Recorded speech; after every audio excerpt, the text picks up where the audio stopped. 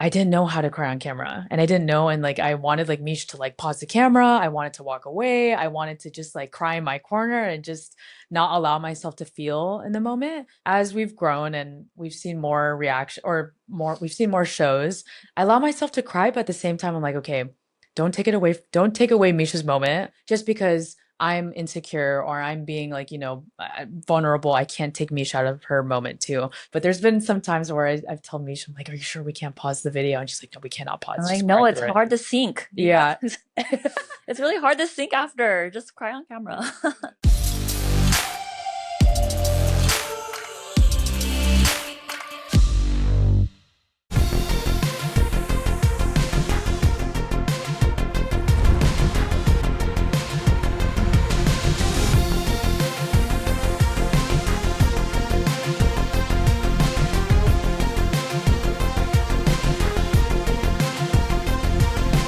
Hey everyone, welcome back to the Reactorverse podcast brought to you by Passionfruit. I'm joined today by two newcomers to the space. It is Meesh and Dee. Thank you so much for being here. Thank you for having us. Thanks, Eric. We appreciate you. We're honored to be here.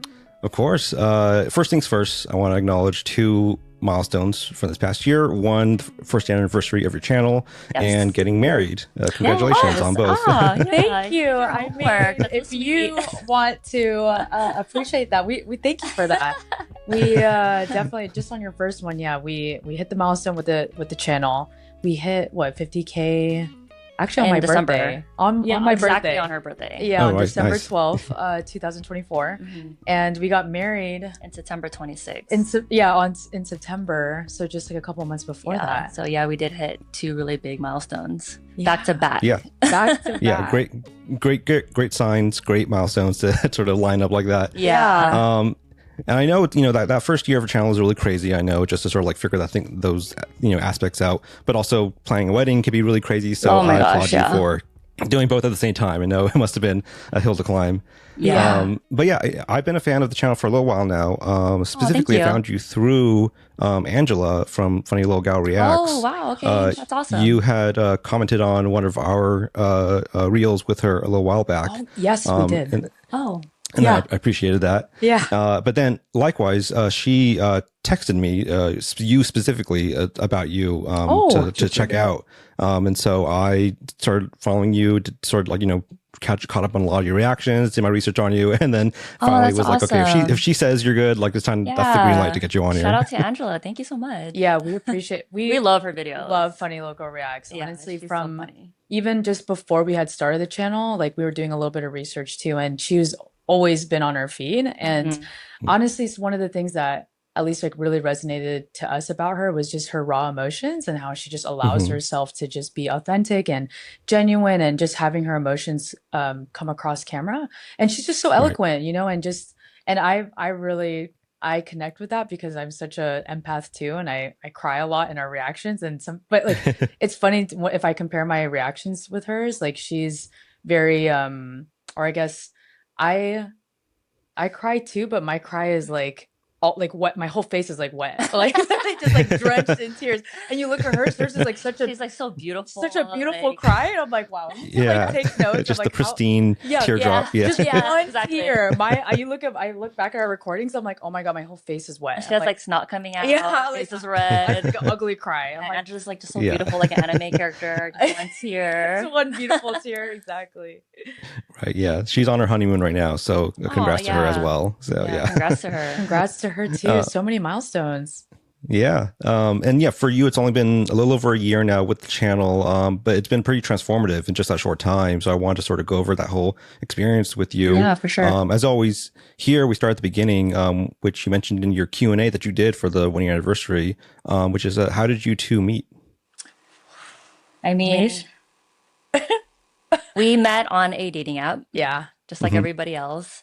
Yeah, I mean, that's pretty much it. We met on a dating app and we got married in September. Yeah, we met on Bumble, and so we actually met on Bumble and Hinge, and I think like what I really liked about Bumble is that it's like the girls have to reach out to the partner first, or like either like I Right. kept my profile open to both male and female.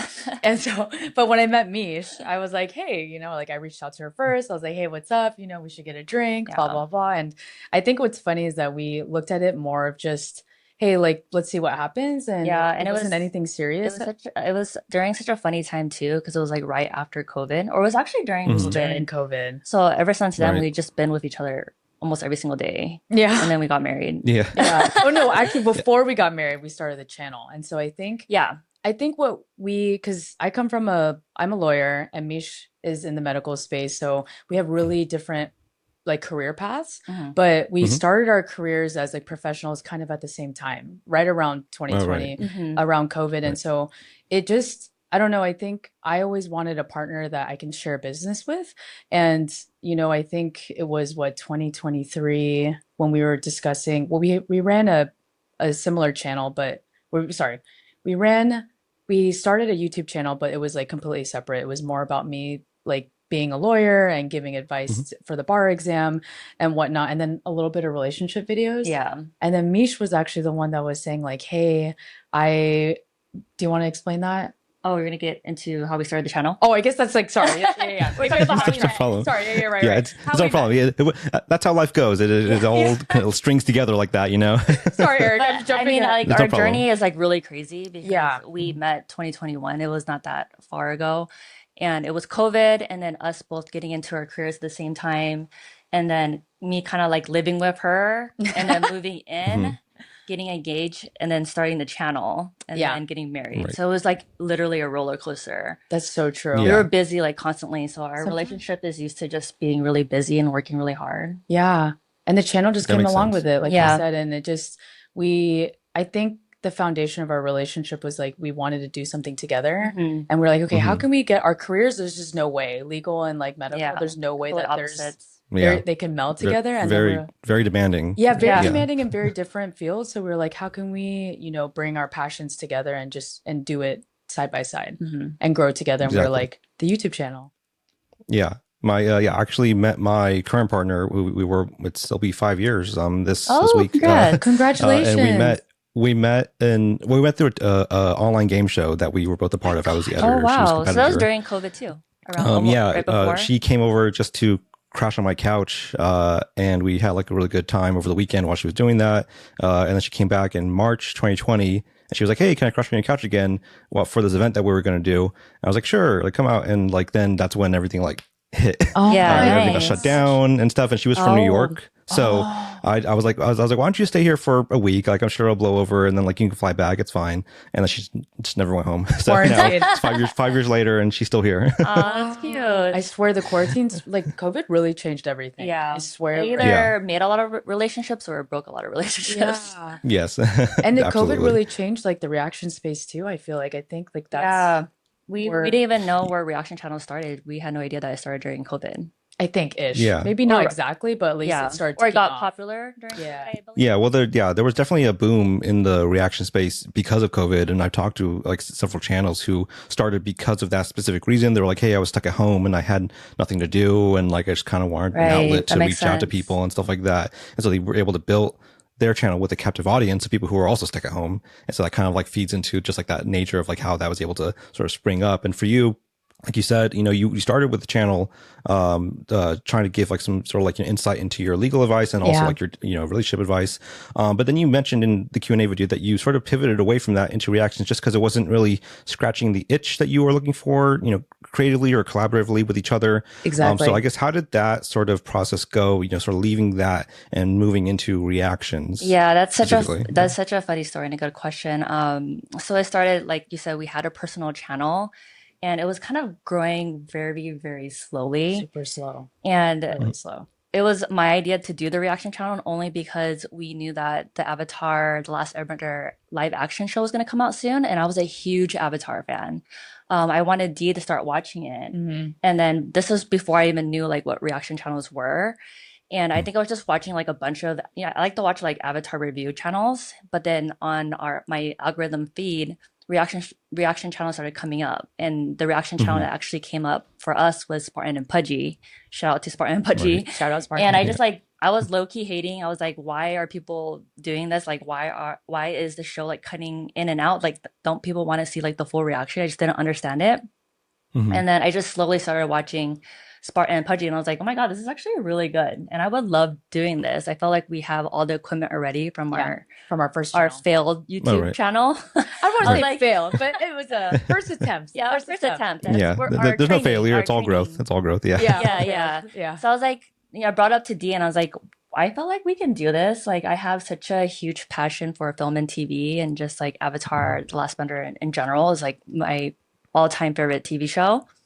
And I felt like if we have the equipment, I love the show, and I can get her to watch at the same time to prepare for the live action series, like why not? And maybe if we can monetize off of it, it would help us pay for the personal channel. Yeah. That's the funny part too, is that I came in as like a super hater too, and saying like, hey, like what about our first channel? Yeah, like I thought, what are you doing? What are you doing? Yeah, I'd like, that's crazy. And it's because I watched a lot of, I mean, Meesh and I both watch a lot of like growth YouTube channels. So like Think Media, other like channels that teach you like how to grow on YouTube, or like how to grow with video.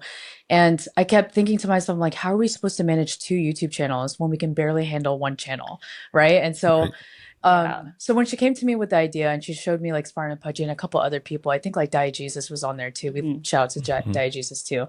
And I couldn't believe it at first. I was like, wow, like this is really a thing. And then I was like, okay, let me watch the Lord of the Rings, like Spartan and Pudgy's Lord of the Rings. And then I watched like the first like 3 minutes and I couldn't stop watching. I was like laughing with them, and I was like, oh my God, oh my God, I'm one of the people. I'm like literally a consumer right now, and I understand why people love this. And like Meesh said, like we already had all the equipment, and we have really expressive emotions, and I'm like, you know what, let's just try it. Like this is way easier than coming up with our own script. If I'm being like completely honest too, I wasn't like trying to make it seem like this was going to be our side income for our personal channel. I just wanted to convince her. I really wanted to do a reaction channel. It just seemed so fun. But yeah, our side piece became our main piece.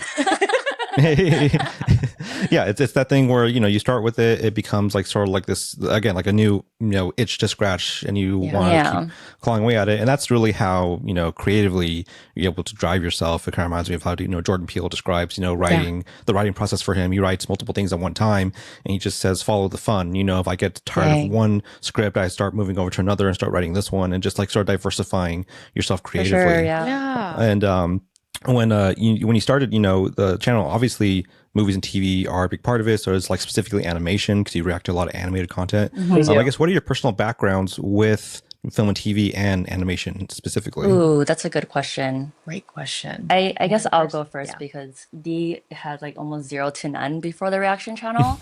And obviously this was my idea. Honestly, during college, I was focusing on school and my career, so I didn't watch anything during that time. But growing up, I watched like a lot of like the OG stuff. I don't know, like Yu-Gi-Oh, Dragon Ball Z, Sailor Moon, Pokemon, like all like the OG stuff, and whatever is like on Cartoon Network. Because I never really watched anime, even though like my whole family was like really into anime, but I just didn't want to get distracted during school, so I just never really got into it. But I really wanted to, like, I really wish I did. I mean, I guess not, in hindsight, it's better that I didn't, because I can react to it on the channel now. Yeah. But I was always a big DC fan too. I love watching like Justice League. I'm a big Batman fan. But yeah, and then for Dee. Oh yeah. Well, we're 90s animation babies. Yeah. So like I feel like we grew up in that time frame of the early, I mean, I don't know, like Pokemon. Oh my God, Pokemon is like one of the huge, like if we could react to Pokemon, we would, but it's just, oh, I see your Psyduck too in the background. Like I love Let's go. So, I mean, I watched a lot of like animation growing up too, but just as soon as I got to college and like law school, TV was not a thing for me. So I just didn't have enough time to really enjoy TV like that. But I'm a huge sports person, so if I had to watch something on TV, it was always like Lakers or anything sports related was more of my thing. But then as soon as we started dating, like I got more into like TV, and then of course when we started the reaction channel, I was like, wow, I'm not really huge on animation. Wow, this is so crazy. She used to think that animation was like for kids, like it was for cartoons. Like cartoons. And she thought like every animation was anime. Like she really didn't have any. Oh, right. I had no knowledge. Into it. And I didn't even know like Yu-Gi-Oh was kind of like an anime too. So, but like I grew up watching that. But anyway, I think with the beauty in that I had no concept of like what animation is that I can go into it with like a cold, like with a clean slate, you know, and like not have any background, and like kind of looking at it as an adult is just such a different frame of reference than when you're a kid, you know. But I did have a lot of, I mean, when I was going into law school, I wanted to get into film and TV. I wanted to like be a sports entertainment. I want to be an entertainment lawyer, and I wanted to do like be behind the scenes and like helping out with contracts and, you know, be on the studio side of things. But it just didn't work out that way. And like, you know, and I kind of got more into corporate law. And so right now I'm still like practicing as a corporate attorney right now too. I mean, she's not an entertainment lawyer, but now she's in entertainment on YouTube. That's right. Yeah, you're entertainment / lawyer. Yeah, exactly. And honestly, my true passion really is in like content creation too. So I think having like my law degree as a background or like as a supplement income, and then doing this content creation is what's really fueling me and giving me passion to like wake up every single day. And so and then doing it with my partner is like, oh my gosh, just like a cherry on top, right? So of course. So it's like a large part of the, you know, the enticement of this sort of endeavor, particularly for you know, couples and duos and such like that. It's the shared experience, being able to share those experiences with each other and have them sort of chronicled. You can look back, you know, when you first saw this movie together and like this episode together, and just like sort of have those things logged away for yourself. Right. And we do that off camera anyways. yeah, exactly. You started with the Avatar: The Last Airbender as the flagship series of the show. And Meesh, you had seen it and you were showing Dee for her first time in its entirety. And I think that might be the first channel I've ever seen launched with a hybrid watch through of one rewatching it, one watching it for the first time. I usually don't see that. I usually see people starting it together, either like completely blind or rewatching something or like a new show. So it was an interesting dynamic. I guess, did you consider any other series as your launch show? And I guess, and how did that dynamic impact your experience with that first year of the channel? We weren't thinking that far into it. We weren't thinking about it at all. And like looking back on it in a business perspective, I guess that when it makes sense to start with a show that I already watched already and Dee hasn't, but it was honestly just to prepare for the live action. Last Airbender, because we really wanted to watch that, and I was like so passionate about it, and I really wanted to get her on board. So that's the only reason why we started off with that. And I think like to answer your second question too, Eric, you said what was like the dynamic like, right? To kind of watch it half blind and half, or I mean, you know, I was blind and she wasn't. Hard. Yeah, I think it was hard for, well, at least probably for you too, because maybe, well, one, we're balancing like, okay, this is the first time we've ever done this before. How do we filter ourselves, right? And I was kind of like a little bit wild in the first couple reactions because I didn't know how to filter myself in a sense, and not filter myself, but I think when you're off camera, you can just obviously be yourself and you can like say whatever natural reactions come out. But then once you hit record, sometimes you forget, okay, maybe I shouldn't be like completely open. You know, I don't want to get canceled or something, but I think we were like learning how to be on camera in that sense. And then also like, how do we not talk over each other? How do we not talk over the show? Meesh was editing things at the time because, you know, we didn't have any money to hire an editor. And so we were just like trying to balance, how do we film? Does Meesh have enough time to edit? We're still working full-time jobs. And to this day, we're still working full-time jobs too. But it's like balancing all of that, the business, our personal lives, our relationship. We weren't even engaged at the time yet. Yeah. Honestly, so it was a lot. The hardest part of me already watching the show and then you having, like, it was, for me, it was like not spoiling it. Yeah. And then it kind of sucked. It kind of put me in a bad position because I already watched it. So it's hard for me to be expressive. And then I kind of had, like, if she didn't get something, I didn't want to spoil anything, so I wouldn't say much, so she wouldn't get spoiled. But honestly, that would be like the only thing. But I think out of everyone, or like just from other reactions that we've seen, I feel like Meesh is the perfect person that I started this with too. I mean, not like I would start with anyone else, but I think just like when I look at other reactors, but because Meesh is so stone cold, like stone face, that she is like poker face. Really stone face, you know? So like even if something came up where she would think that is a spoiler, like to me, I wouldn't even know because I'm so zoned into the show that like I wouldn't even had known, but she just never spoils. Yeah. So I enjoyed the whole time. I didn't even feel like, honestly, it felt like it was a second time reaction, even though it was like a second time reaction for you, it felt like a first time. Yeah. Because you never spoiled anything for me. Yeah, it was a good dynamic from when I binge watched all your reactions to it, and you did a good job. It's just trust me, it's hard. I know experienced reactors doing that and having a hard time not spoiling things. Yeah, so it's a big obstacle to get over. Yeah, you can't really say much. Like you only can say what's happening in the actual scene, but not really. No, you did a great job because there's even just like some parts where I'm sure it's so hard as the person that's already watched it to be like, oh my God, this is my favorite part. Like, that's like a, a big that's no-no. really, Or at least like for us, Yeah. Try not to tip them off to anything. Yeah. And you're absolutely right. There's a etiquette and a sort of, flow to like learn about the whole thing in terms of like pacing, timing, just getting used to like, sort of like, expressing yourself and, as my friend Greg Alba says, unzipping yourself to speak in a certain way that's like, natural, but also deliberate. So there's a big learning curve. And I guess, in that sense, when you finally got a hang of it, you started, Invincible at the same time. Yes. Invincible season 2. And how was those reactions? How did those differ for you? Because that was now a show you were watching blind together, but also weekly with the audience, and everyone was on sort of the same playing field with you. Wow, that's a great question. Yeah, that's a very great question. Because there's two different communities. Yes. So Avatar: Last Airbender community is so positive. They're like so loving and welcoming. So sweet. I mean, not to hate on the Invincible fans, but sometimes they can be a little bit crazy. It's just a different demographic. Different community. Different community. And I think just like with what Meesh just said, we were learning at that time, and because like you said too, Eric, everything was live. Okay, people are going to try to spoil. There's also comic book fans, right? And sometimes they get excited and they want to like tell us, oh, you missed this part, but like they don't realize that it's a comic book spoiler and not like the TV and the TV show hasn't even talked about it. So I think we were trying to balance at the same time, like watching it live. We don't have any moderators to go through our comments to be like to hide things. So like I was still going through all the YouTube actually we were both going through the YouTube comments. Yeah. Even though we see spoilers, we're just like, oh shoot, well, like, we had to try to kind of forget about that. But it was a good time because it was the first thing, like you said, where it was like our first blind reaction. So it was super fun. And actually our Invincible videos took off faster than the Last Airbender series. The Last Airbender series was more like consistent views. Yeah, exactly. Whereas like we had one episode of Invincible that really like took off. Yeah.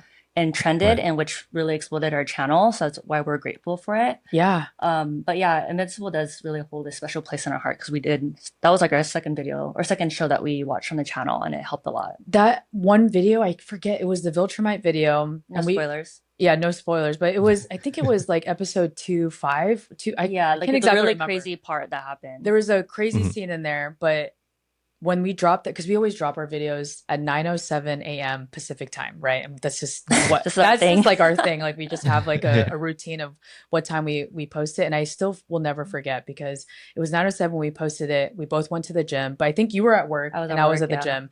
And it was like 9:30 and I look at my phone, and mind you, Eric, like at the time we only had like 400 subs, like literally less than 500 subs. Cause this was like November of 2023. And I look at my phone, it's been 30 minutes and all of a sudden we have like 15,000 views. And I was like, oh my God. I like spit out my pre-workout. I was like, I couldn't believe I was just at the gym and I was like, oh my God. And I was like texting Michelle and I was like, oh my God, babe, like go to our YouTube studio and you're going to like die. And she's like, why? Like I'm at work. And so we were like texting each other going crazy. Like in our video, that's crazy. Skyrocketed. And literally within 1 month, we got 1,000 subs. And so like we were fully monetized. Like we got all of our watch hours came from that video. And like to this day, I don't think we've even had another video that's just like taken off so quickly in like a short period of time. And so I am so thankful for Invincible and us going like out of our comfort zone to start that show, because that's what got our channel, I think, to like really take off. At least like the first viral video. Right. Yeah. Yeah. It's a different dynamic because, like you said, with Avatar, you're tapping into an audience that is like, from what I've seen, really sort of migrates from channel to channel. When one channel starts it, That's like so the true. sort of Yeah. fan base So goes and like they true. find them to like go watch it, to relive it again. And they're pretty much like moving because like there is no new Avatar content besides the live action show that came out at the time. But with Invincible, you're tapping into the sort of live audience, like the people who are searching it actively week to week and like finding things, and the algorithms pushing it out to them. And with that, you said, there's a difference in dynamic between the two audiences. I think mainly because you're finding people who are again not searching the show specifically, but you're being introduced to them. So your paths cross, and sometimes it can get a little rocky, but overall, luckily, it evens out. I mean, it also like you bring this up because I feel like it was kind of rocky for us too, because Dee and I really like mess around a lot, and we like roast characters just to like mess around. That's just like, humor. That's just our personality. Doesn't mean we hate the character. And with Invincible, naturally the show is more unhinged, gory, and like a lot more crazier than Avatar, less wholesome, I would say. So we would just like say whatever we want, and people like get mad at that. So I think like that's a huge difference too between Invincible and The Last Airbender. I do think like the nice thing about, or what I enjoy about Invincible though too, is I feel like we could be more unhinged. That's true. And ourselves than with, well, Avatar. I mean, we can be. I mean, how unhinged can you be with like a really wholesome TV show, right? Yeah. So but we just like we joke around a lot. Yeah, like, we do joke around a lot. People take it seriously too. And but I feel like our community now, because like we started a Discord a couple months ago too, and our community has turned slowly into like a simping community for some reason, and like I don't know how that's become sort of like our identity too a little bit. But I mean, that's all we do in our League of Legends. We're just, I mean, every show we're just simping over a character. Yeah, exactly. But it's just been fun, and like Meesh and I, we like to have joke. We joke around a lot and have fun and just try to be ourselves. And but our community has been just so amazing, and kind of I love them. They're also big simps too, so it just all works out. Yeah. Everyone sims together. Trust me, it's not uncommon, specifically with these kind of reactions. Being able to have those two shows really help sustain the channel at first. I know the learning curve of editing and presentation is such a huge thing to get over. But also copyright hits are such a huge thing as well to sort of learn about. And I was just curious, Dee, because of your law background, were you familiar with copyright law? Was it something that either of you looked into while you were getting started for the channel? Great question. So by no means am I a copyright specialist or copyright attorney, I would say, but I'm more of a generalist, like I said, corporate attorney, but I do have a little bit of like understanding of copyright laws and like trademark laws too, and just like intellectual property law in general. But I just understanding like the law side of it is so different from being a content creator, right? Because from a content creator perspective, we're looking at things like, okay, like how is our editor going to chop this up in a way where we're not infringing copyright laws, because kind of at the end of the day, what we are doing, I mean, and this is up to you, Eric, if you want to keep this or not, but I'm just going to be as like candid as possible. And this is not legal advice in any sense, but I feel like the reaction space is kind of scary at the end of the day, because at the end of the day, unless we have an actual license from the studio, we are all essentially kind of infringing copyright law, because we don't have a license to use these videos. But that's why, like, we chop it up, we try to transform it as much as we can. And, in a sense, we are using it in fair use, so because we're reacting to it, we're giving, commentary to it, and we are transforming the video in a sense. But if you're really to go down to like the copyright laws, it's tough if you were to be brought into court. It's hard to like really fight that, like, hey, this is transformative, when at the end of the day you're using video clips from a studio without their written consent. So that's one piece of it, right? But from a content creator's perspective, I feel like we are transforming it and we are using it in fair use and whatnot. But we got hit with our first ever like true copyright strike, like literally last Monday. Last Monday, and I was so stressed out. I would literally, Meesh was at work, and luckily I work from home, so I was like kind of dealing with it all morning. And I was like, hey, let me go to copyright school. Let me figure out what I can do. And I was like, should I lawyer these people and try to figure out how to fight the studio? But it was an anime studio too, so we are learning that anime studios are very difficult to get around the copyright stuff. So I already knew it was going to be an uphill battle. So I will do my own research sometimes, Eric, but at the end of the day, I think as creators, we understand like you are kind of assuming the risk that you are infringing on some sort of copyright laws. But Hmm. I think YouTube in general is trying to find that fine line, right? Because there are content create like how do you help content creators put out their content out there without being afraid of infringing on copyright laws, but at the same time not pissing off all the studios,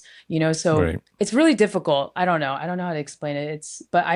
And I'm enjoying it from a content creator's perspective, and just I try not to like put my lawyer hat too much on for with Mish because it just will ruin all the vibes. Oh But no, the Right. this is a perfect It's time. no, This is a that perfect time. that's definitely, yeah, like a balance to, it's good to understand, because you're Yeah, right. There is like, yes, the sort of like, your specific insight for sure of like how you understand that law, but also, yes, the content creator side of things and just like how you want to present yourself. I know a lot of channels who, put a lot of emphasis on the transformative nature of the yeah, material. They make sure that their, commentary afterwards is like longer than the reaction part itself, just to make sure that's like, really smart. the balance is like, in their favor of like, what they're providing to the material and so on. So yeah, there's definitely a lot of thought that goes into it That's a for a great lot of channels. That's a great point too, Eric. I didn't even put that into perspective too of like how can you can transform the video even more by giving longer reaction or excuse me, longer analysis in the intro and the Hmm. outro than the actual TV show or like the snippet of the film to Yeah. help with that side of like to help with the transformative part of Which Yeah. the Yeah. we used to do before, but then we found that retention was better when we cut our intro. But then maybe we yeah. should go back to having longer intros. Shorter Yeah. Yeah. intro and like a longer outro for Yeah. sure. Oh, Oh. thumbs up. I don't know what See, that is. they agree with me. So Yeah, I they agree with know. you. Yeah. Yeah. I know. Did that answer your question, Eric? Hopefully, like Yes, my it absolutely. Yes, wasn't a long that was spiel. perfect. Sometimes I get No, lost no, in the no. sauce when I start talking about the law, and I'm like, oh my gosh, I feel like I'm in an interview or something, or like a legal interview. But yeah, Yeah. it is hard to sometimes, to take off my lawyer hat and put on my content creator's hat. But I definitely think it's a fun journey to learn from, for sure. Yeah, absolutely. Yeah, it's an ever going process. No one has the all the answers Yeah, as far as I for know sure. in this space. So yeah, it's definitely a learning curve for everyone. But as you wrapped up Avatar, you were coming to a close with it, and that sort of closes the book on like what started the channel. You have Invincible. You were getting into Gen V and a couple of Yeah. other things, some movies now. Did you have any sort of specific strategy of how you wanted to expand the channel from there? In terms of like what to watch and how to diversify your content. in the beginning we didn't.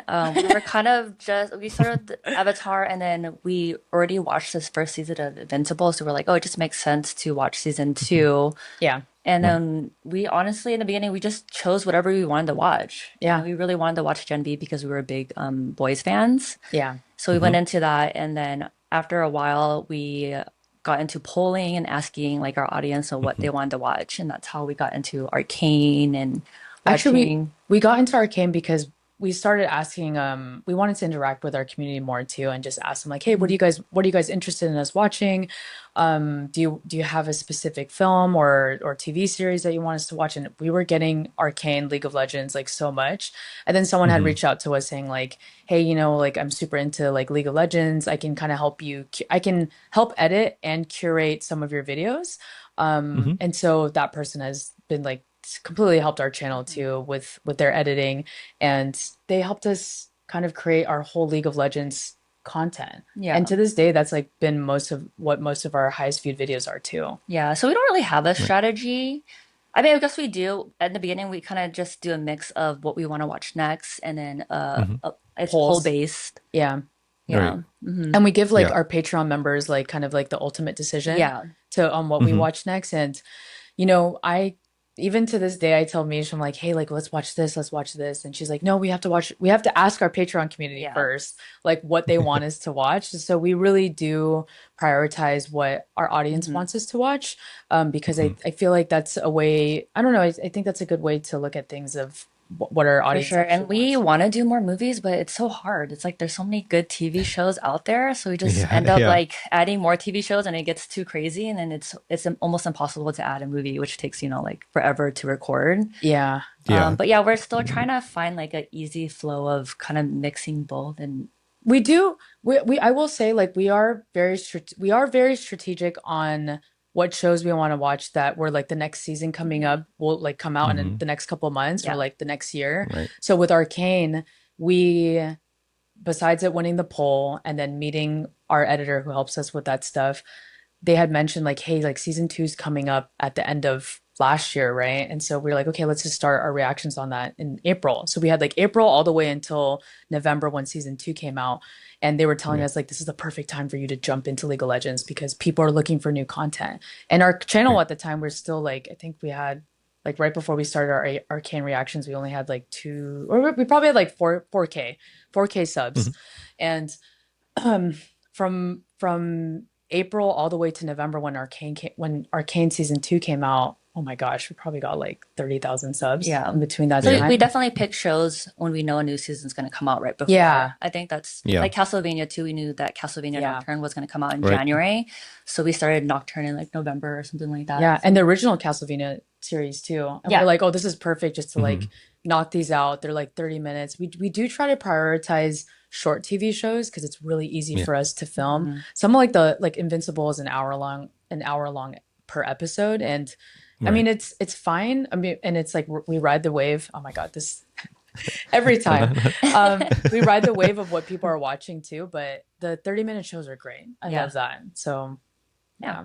Being able to sort of compound those layers of like, yes, like the 30-minute episodes are help for sure, just with timing and scheduling, but also building up to a new season. That's definitely a viable strategy of just like trying to like hook yourself on to like the trend that's going to be coming along, like a train just passing by, just jumping on as it comes by. And you mentioned like the polling and having the audience sort of inform you about like what they want.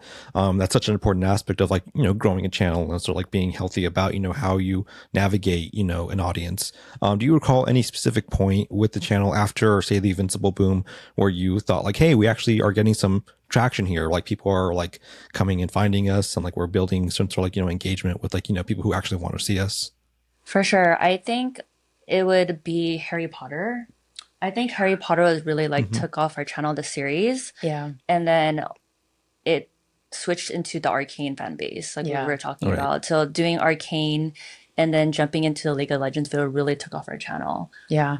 Those were literally, I think, our I mean, I think from the Harry Potter fan base, because we were doing movies, and oh my goodness, those were like 3-hour movies. Those were rough. And I think Avatar transfer, like a lot of the fans from Avatar transferred to the Harry Potter fans too. Yeah. They all watched the same thing. Yeah. So that was that was really cool dealing with that fan base, and then dealing with like a film franchise too. That was very different from like Arcane. And then once we started Arcane, we just season 1 was only 9 episodes. Yeah, 9 episodes. But then we started doing like deep dives on like voice lines or other cinematics and just different things, the characters and music videos and different things that are within the Riot / League of Legends realm, and then just more actual lovers of the game like really started watching our stuff and kind of giving us more like clout and giving us our respect and like our flowers, because we weren't just watching Arcane itself, but we were trying to get really deeply into the lore. Yeah, I guess a lot of people love watching two people who know nothing about the game get into the lore for some reason. I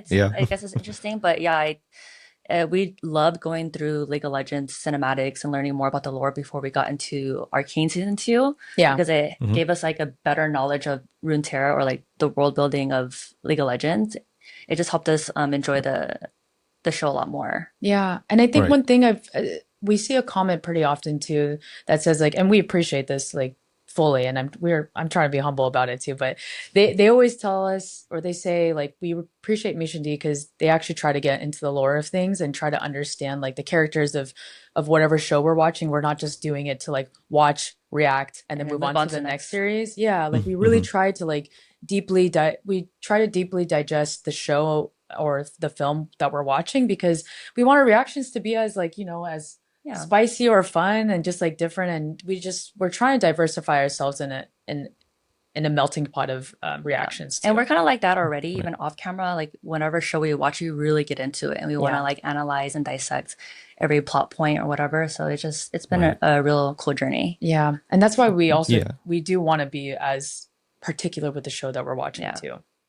Of course, yeah, and particularly now, you have now entered the anime reaction space, as a lot of people have been asking with Demon Slayer and Castlevania.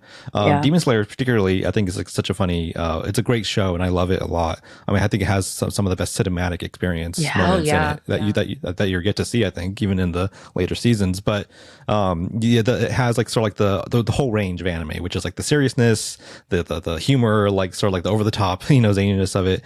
And because you both mentioned you both don't really have deep anime backgrounds besides like the gateway animes, like Dragon Ball Z and Yu-Gi-Oh and so on. What was that like, sort of getting into that medium and just like learning more about that sort of dynamic of like storytelling? I mean, I guess you should answer this question. Bro, honestly, Eric, if I'm telling you the truth, well, we're being truthful the whole time. This has been a completely new journey. It's only today's, as we're filming this, is February 8th. We literally started Demon Slayer December. Yeah. Like literally 2 months ago. So we're still very much learning, like on our feet. This is not like our first real anime. Yeah, Castlevania is an anime too, but this is more like we're watching it in sub.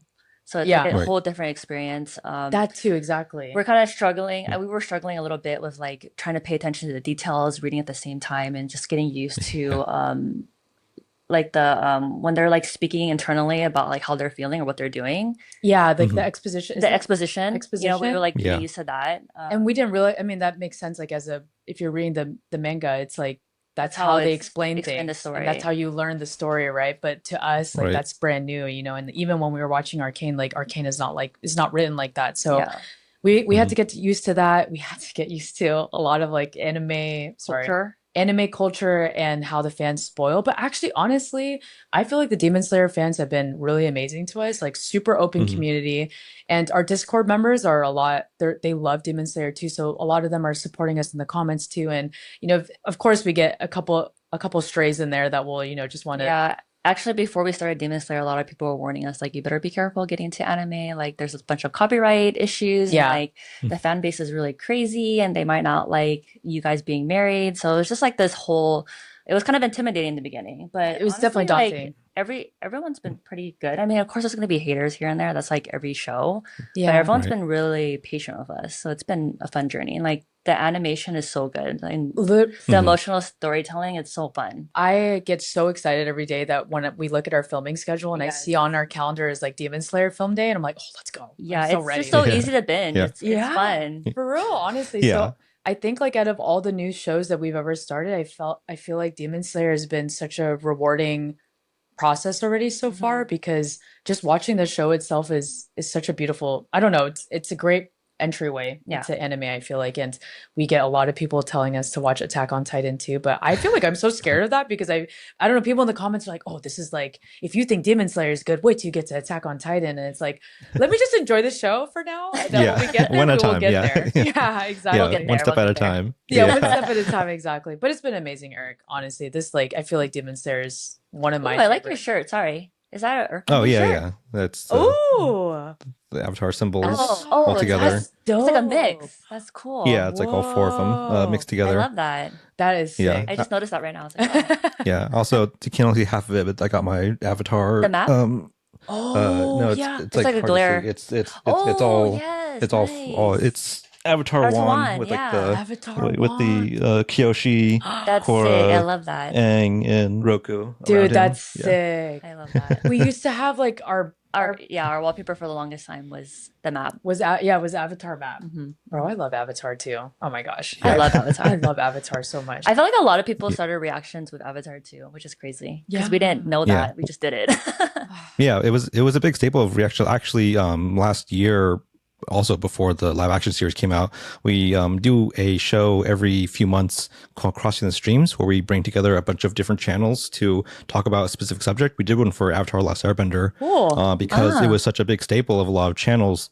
They started with it, and especially channels who are a little older. That was back when there was no Avatar anything to watch anymore. So everyone, the fan base was just living it again through reaction channels for a long time, for like a decade plus. The fans go hard with Avatar. Yeah. I mean, I'm one of them. I can't even. For sure.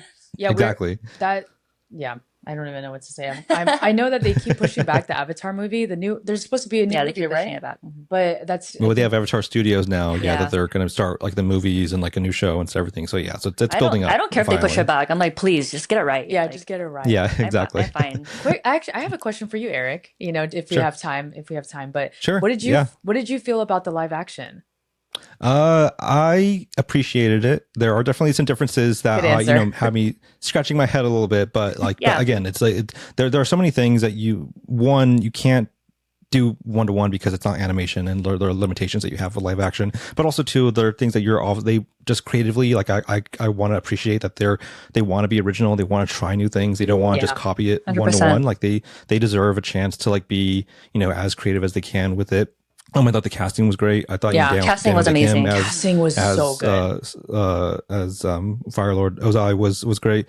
I think that it's different because they come into it with like a big picture sort of idea of like there are things we can seed out early on because we know where the story goes. So like introducing Azula early on like has like sort of different implications, for like where the story will go later. So like I appreciated a lot of like those sort of swings they took with it. Yeah, same here. Whatever they do is like no one's ever going to be happy. So it's just like you just have to go along with the ride. Best, man. Yeah, exactly. Just don't butcher it completely, but I thought it was like fine. It wasn't like the best thing ever, but like you said, I appreciated it, and it was beautiful. I also appreciate they are committed to it, so they're going to finish at least 2 and 3, so they have a chance to grow and learn from what they've done so far. Aang is definitely growing. Oh yeah, that boy. I feel like he's like already. He's already like 30. Years old. They got to be quick. Those kids they grow fast, and then they got. Yeah, he's gonna be taller than Zuko. Yeah. Honestly, I'm just so excited to see Toph. Like, oh my gosh, when she comes on screen, she seems like a great casting too. So I'm super excited. Yes. I'm excited. The kids are doing great. Either way, we're gonna be supportive of the whole show. Yeah, it's funny. So. I went to TwitchCon this past year. I think like the week that they announced the actress who it was, I think I saw her at TwitchCon like pass by. But it was so new. I was like, is that her? Like, is that like? Because I had known her before. But then I checked again. Yeah, like I was like 99% sure it was her. Oh my god! I didn't want to like go up to her and be like, you're tough now. Got it. Oh my gosh! Yeah, she's gonna be I'm sure she's already like a superstar. Yeah, she's gonna be a next superstar for sure. Toph is such like big shoes to fill. Yeah. It's funny too. I was gonna say when you mentioned watching the Avatar specifically to catch up to the live action show, Michaela Jo Murphy, who plays the Toph's voice actor, she actually rewatched the entire series as well at the same time to catch up to it as well. So that was fun to watch as well. Yeah, that was fun. That was so cool. It was trippy to like hear her voice like twice. Oh my god! And then she also brought on Dante Bosco too. She brought in like other people. A person who played Sokka, I think too. Oh yeah, Sokka's VA. Yeah. I think it was Sokka's Dante Bosco who voices Zuko, and then I think she brought on there was someone else too. Another female too. Grey Delisle, I think, who plays Zula. Yes, of course. OG. Yeah, so her reactions are amazing. I love her. She's so cute. She's great. And I think she's like probably around like our age too. Yeah. Possibly. So it's like cool to see. Actually, no, I think a little bit older. Maybe we're a little older. We're a little bit older. Oh no, I think she's our age. Yeah. I think she's like in her mid to late 20s. Yeah. We're older than we're way more seasoned than her. I think so. Maybe I'm being misremembering. I think what's dope about her too, that's why, is that she filmed Toph as a young kid, as like a 12-year-old. Like so honestly, she's probably a little younger. A little bit younger than us, but we're just like not too far off. But yeah. Oh man. Yeah. Sorry. I love Avatar. We can talk about it. Yeah. If you have a chance, definitely go back and watch our Crossing the Streams episode about that, because there's a lot of fun. You will. Probably familiar faces that you've seen on there. Definitely. And the first year of the channel, as I said up top, is always chaotic, and it's a really experimental time to figure out your own flow, your own sort of style with it. But shortly after you started is when you got engaged. And you mentioned in the Q&A video that you both had sort of like a discussion about it, and it was a mutual decision to sort of make that transition before Dee even popped the question for it. When you made that decision and you got engaged, did the channel's work factor into it at all in terms of the responsibilities of, planning the wedding, but also trying to maintain the channel as it was growing? Oh yeah. I mean, it was very chaotic. But I mean, the thing is like Dee and I we're big planners, so it was fine. We just had a plan in advance and film in advance. Honestly, it was like it's pretty much the same, I Yeah, think, but how would you say it? we are big. I guess this is like my lawyer brain too. I love spreadsheets. Spreadsheets, schedules, everything Google Suite, like the We have entire Google Google Calendar, we have Trello, we're texting each other every single time, like Notion, all every single type of like calendar yeah, like app that you can think of. organizer thing that we can do. But also like so we already had that. Yeah, and also like we didn't have the typical grand wedding, so it wasn't that much to plan, even though we did have to plan a lot. We just had like a reception. We just Yeah. went to the courthouse and Went then to we the had like courthouse. a reception after, so it wasn't like that chaotic. Yeah, so exactly. We just It wanted was to have our closest friends and families there. So the courthouse was just like really intimate. And then we had a reception with just yeah. our family and friends. And so I think like that was probably the most stressful part It was was just more of just like we both still work our normal day jobs and then Right. managing the channel and then planning the wedding. It was just more of doing those three at the same time, which was really hard. yeah, but at the Right. same like we always found ourselves like okay, if we can just we just gotta grind. We're like, this is like the season of our lives where we just need to sacrifice. And yes, we might not have like a social life because we didn't really get to hang out with family and friends so much during that period of time when we were preparing Yeah. for the wedding because we knew we're like, okay, if we're because we were planning on taking just only 1 week off. So that week was just like our for us getting married and like the courthouse stuff, the reception, and then like A 2 or 3 short days of like honeymoon. a mini moon. I mean, it wasn't even like a full honeymoon, but it was Right. just Yeah, like a super mini short. moon. And it was really, really short. And so we're like, okay, we're gonna take a week off. So we're not gonna film, we're not gonna do anything. We're just gonna have a backlog of our videos like scheduled, ready to go, have our editors have everything ready. And then so we just went ham and like we just put our heads down, worked together, figured it Yeah, out. it's funny that you asked that question because now I'm remembering and it was really chaotic. We were so busy. But honestly, like I still feel that way now. Like it's still Yeah. very Why do chaotic. I feel like it's just exactly. It's like It never, doesn't feel like it there's changed never any really. downtime. Like we don't have time to relax. But it's like it's fun too because we still love what we're doing. We enjoy the shows that we're doing and connecting with our viewers. Yeah. So that's the best part and it makes it easier.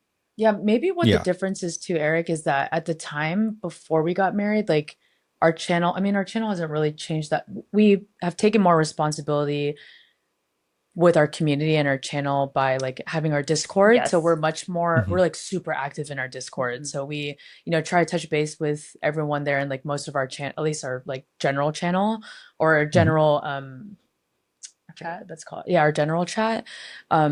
To like just touch base with That's people. definitely the biggest difference, I think. Since we got married, we started a Discord, and that's what's taken most of our time. Yeah. Just because we're always just like messing around on there. It's like a good and bad thing because I mean, honestly, the Discord is probably like one of our favorite parts of starting the reaction channel Yeah. because we've been connecting Yeah. with like people that have the same mind, the same passion, our same humor, and we just like have a blast on there. Like we're always just like messing around on there. We Yeah. do a lot of like watch-alongs. Yeah, we do Oh, watch actually, alongs, sorry, like super sidetracked, but Hmm? one of our favorite shows that we reacted to was Vox Machina, Yes. Oh, the yeah. whole like Dungeons and Dragons Critical. thing, and we attracted a big community off there. So we're actually hosting like our first D&D game on our Discord, and like so our nice, community yeah. members are literally gonna play a game while we watch. And I Yeah. just feel like We're not that's- even involved with it. Like we're yeah, not there. it's Like just our so dope. Like it's just like a Yeah. community, That's like awesome. where like Yeah. everyone that can play and do whatever. And then like a month ago, we had a community game night where people were teaching us how to play League of Legends. Yeah. So it's just it's been so fun. Yeah, but Yeah. exactly. That's what I feel like is because I'm trying to think too, because that was a great question, Eric, right? I'm like,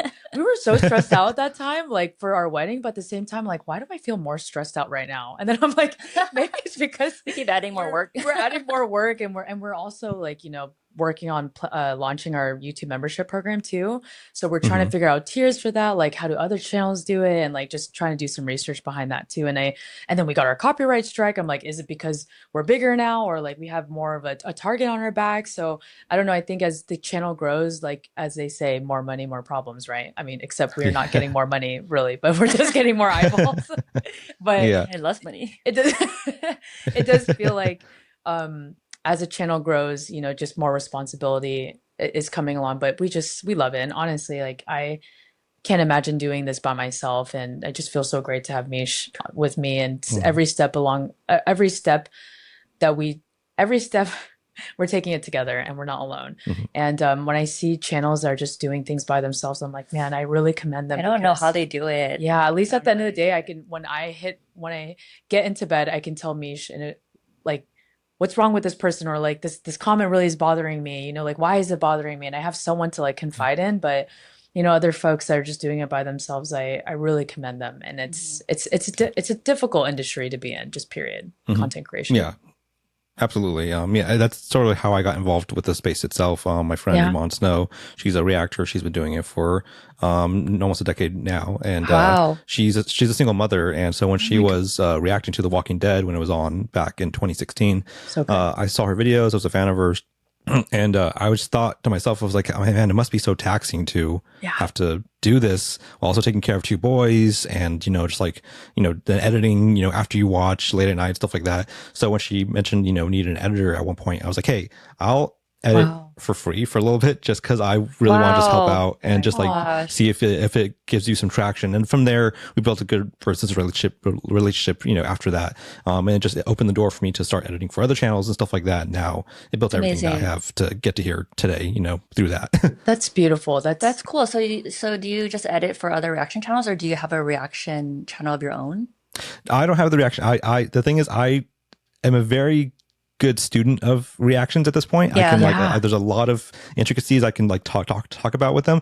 I know it well enough though to know that I couldn't do it. I don't have the sort of like the energy or like the sort of personality to sort of like get up there. For sure, but I do appreciate a lot of like what goes into it in terms of just like dynamics and like like everyone's different and like the one thing I love about the space itself is that no one really clashes with each other because everything is a unique experience. That's so true. Like you can watch the same show with 10 different people and it'll be a different experience every single time. For sure, because everyone brings different input into it. So that's what I really love about finding more people in the space. That's a really great point too, because even like with our personal channel, we felt like we were competing with whoever was in the space, right? And most other niches on YouTube, it's like people, like if you're the biggest tech reviewer, right? Of course, like everyone in that space is going to be competing, right?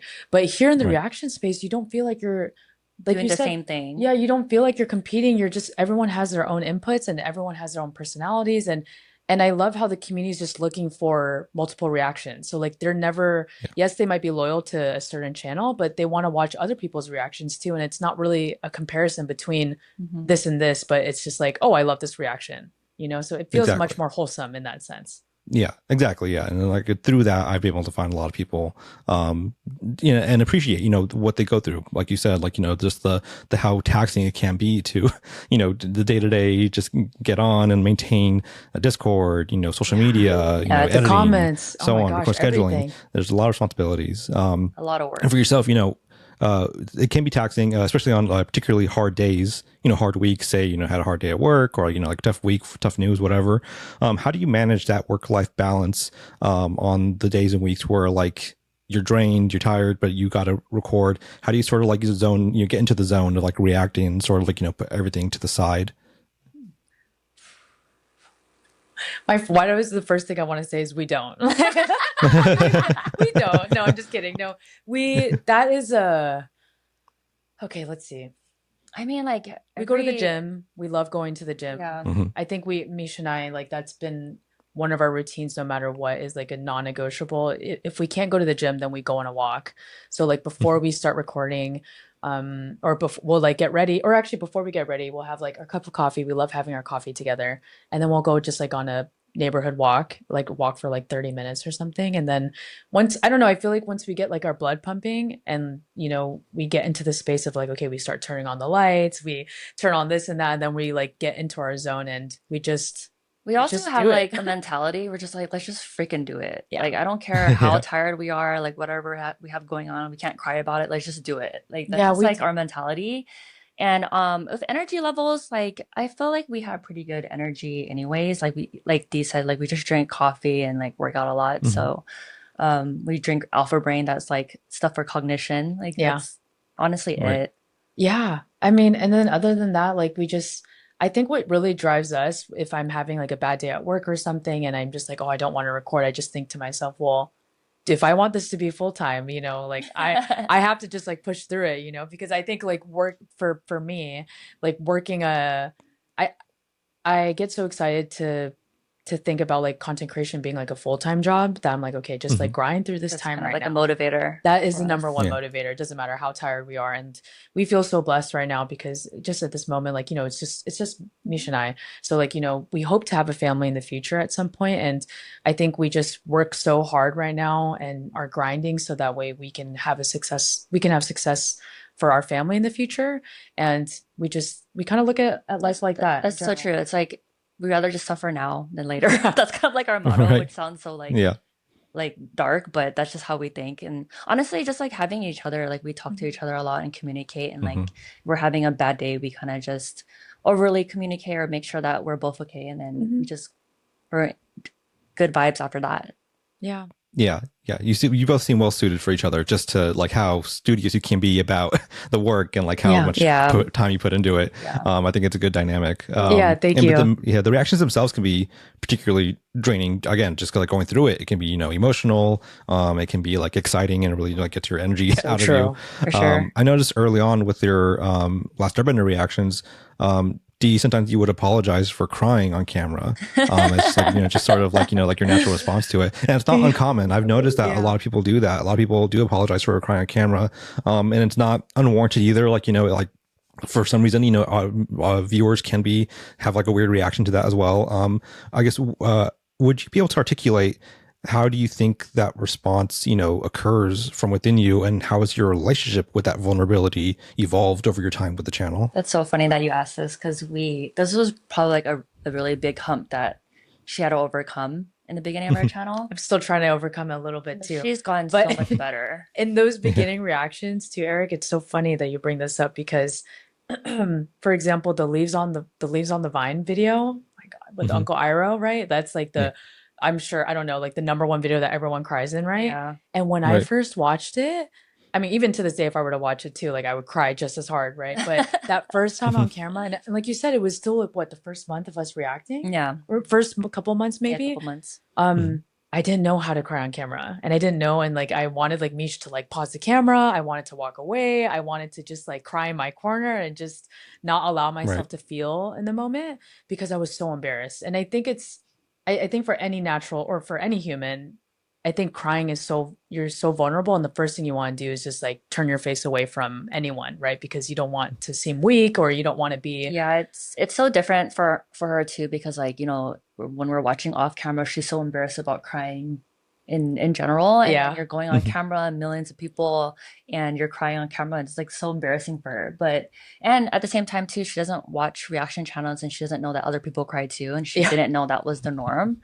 Yeah. So she was like super embarrassed, but I was trying to tell her like, people love that. Yeah. And we always make this joke too, because I'm like, we always make this joke that I'm Mr. Krabs. I'm like, just cry, just let it happen, because when you cry, it brings more views. more.